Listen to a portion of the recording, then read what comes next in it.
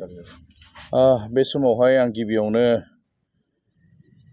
जोंनि बिपिएफ दोलोनि आफादगिरि अर्थात सेन्ट्रेलनि बारग' बिटिसिनि चिफ मानगोनां हाग्रामा महिलारि सारखौ हामबाय होग्रोदों। मानोना बिनि अननायाव मैया 22 जन केन्डिडेटखौ पिएमबि मिटिं जानायजों लोगोसे डिक्लेयार खालामबाय। बेनिखायनो श्रीजुत हाग्रामा महिलारि सारखौ आंनि गोसो गोरबोजों हामबाय होननाय जासिदों। लोगोसे सेन्ट्रेलनि नेहाथारि मानगोनां महिस सार बिथांखौबो हामबाय होनदों आरो जोंनि डिस्ट्रिक्टनि प्रेसिडेन्ट सेक्रेटारिजों लोगोसे दैदेनगिरि बिथांमोनखौ आरो ब्लकनि प्रेसिडेन्ट सेक्रेटारिजों लोगोसे दैदेनगिरि बिथांमोनखौ हामबाय होनदों आरो मोनफ्रोमबो सेलनि दैदेनगिरि बिथांमोनखौबो आंनि गोसो गोरबोजों हामबाय होननायखौ जासिदों। मानोना बिथांमोननि अननाय आशीर्बादाव दिनै आङो सासे जुनार समष्टिनि केन्डिडेट महरै आङो दिनैहाय बिजाथि हिसाबै स्वीकृति मोनबाय। बेनिखायनो बयखौबो हामबाय होननाय बे समाव जासिदों। रायजो राजाफ्रा माबायदि अनसायनाय मोनगोन ना आसा थिगोन? आङो जे दिननिफ्रायनो सेन्ट्रेलनि निर्देश बायदि एडभान्स केन्डिडेट मोनगोन आसायावनो आङो गोबां जायगायाव आङो जुमदा समष्टियावहाय गिदिंदों आरो मोनफ्रोमबो जायगायाव रायजो राजाफोरनि गोबांथार अननायखौ मोनदों आङो। आरो दिनै आङो बुंनो हायो केन्डिडेट जानायनि उनावहाय बांसिन आङो अननायखौ आरो मोनसिनबावगोन होननानै आं गिदिर आसा दङ। मानोना मोनफ्रोमबो जायगायाव मोनफ्रोमबो एंगेलजों टिचारानो हक इन्टेलेक्सुवेलानो हक बा आबादारियानो हक बिभिन्न श्रेणिनि जोंनि मानगोनां रायजो राजा भटार्सफोरा दिनैहाय आंनि सायाव फोथायनाय आरो बिपिएफनि सायाव मोनसे फोथायनायखौ दोननानै आंनि दिनैहाय अनसायनायखौ आङो मोननो हादों। नोंथाङा बेसेबांसो भट मोननानै देरहासारगोन बायदि होनना गावखौ सानो? आङो मार्जिनखौ बुंनाय नङा, खिन्थु आङो 100% जुमदार मानगोनां भटार्सफोरनि भटखौ लानानै आङो गोबांथार माबायावहाय अंख'आव आङो देरहानो हागोन आंहा मोनसे फोथायनाय दं, खिन्थु मार्जिनखौ आं बुंनाय नङा। देरहाखांनायनि उनावहाय रायजो राजाफोरनि जौगानायनि थाखाय मा मावनो होनना थांखि लादों? जोंहा सेन्ट्रेलनि निर्देश बायदि जोंहा मोनबा ग्यारेन्टि जोंहा अलरेडि डिक्लेयार खालामखानाय जाहैबाय। बेखौहाय निस्सय फ्राय चेनेलानो मिथिखाबाय आरो रायजो राजाफ्राबो दिनैहाय मिथिखाबाय।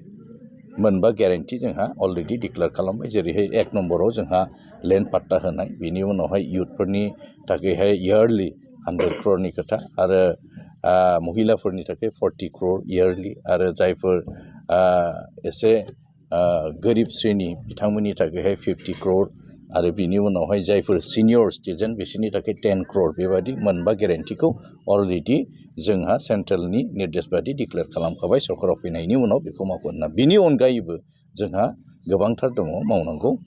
जिहेतु जोंहा एग्रिकालसार सेक्टराव जोंहा मावनांगौ दङ, हेल्थ सेक्टराव मावनांगौ दङ आरो बेबादिनो गोबां इम्पर्टेन्ट माखासे लामाफोरबो दङ आरो बेबादिनो केनेलफोर जोंहा आरो माखासे जोंहा इरिगेसन प्रटेक्सन बेफोरबादि गोबांथार जोंहा मावनांगौ दङ। बेनिखायनो बेफोरखौ सिगाङाव दोननानै मावलांनाय जागोन। नोंथांनि देरहासारनायाव बबेबा राजखान्थि दोलोफ्रा हेंथा होगोन बायदि सानो नामा नोंथाङा? आंथ' दिनैहाय बेखौनो आसा खालामो देरहानाया जोंनि मानगोनां भटार्सफोरनि सायावसो। बेनिखायनो बेवहाय हेंथा होलायनायनि खुनु बाथ्रा फैया। जायखौ मोजां मोनो बेखौनो भटखौ होगोन, नङा होमबा? जायनि सायाव भटार्सआ फोथायनाय दं। जिहेतु आं बुंदों दिनै बेसेबां मावनो हादों हाया मिथिया, खिन्थु आङो गोबां गाहाय थाखोनिफ्राय फैनाय हिसाबैहाय जिखिनि आङो मावदों बेखौ आं एसेबाबो गोबाव समनिफ्राय रायजोनि थाखाय मावबोदों। जिहेतु आंनि जायगाया जोनोम जायगाया रायमना, जों बयबो मिथिगौ सा ओनसोला हानायखिनि आङो खुनु धोरोम जाथि बासियालाबानो आं बेबायदि सहायखौ खालामबोदों। जास्ट इलेक्सननि थाखायल' नङा, आङो खमसे खम 10, 12, 15 बोसोरसो आं बेबायदिनो ससियेल वार्कखौ मावबोबाय थादों। दा बेनिखायनो निस्सय रायजोफोराबो निस्सय आंनि सायाव फोथायनाया निस्सय दोनगोन आरो आंनि सायाव लाखिगोन होननानै आंहा फोथायनाय दं। नोंथाङा सासे बिपिएफ राजखान्थि दोलोनि बिजाथि हिसाबैहाय फैबाय थानाय बिसायख'थिखौहाय माबायदि रोखोमै जाजालांगोन? प्रिफेयार इलेक्सन जानांगौ, खुनु थारमाने असान्थि जानो नाङा।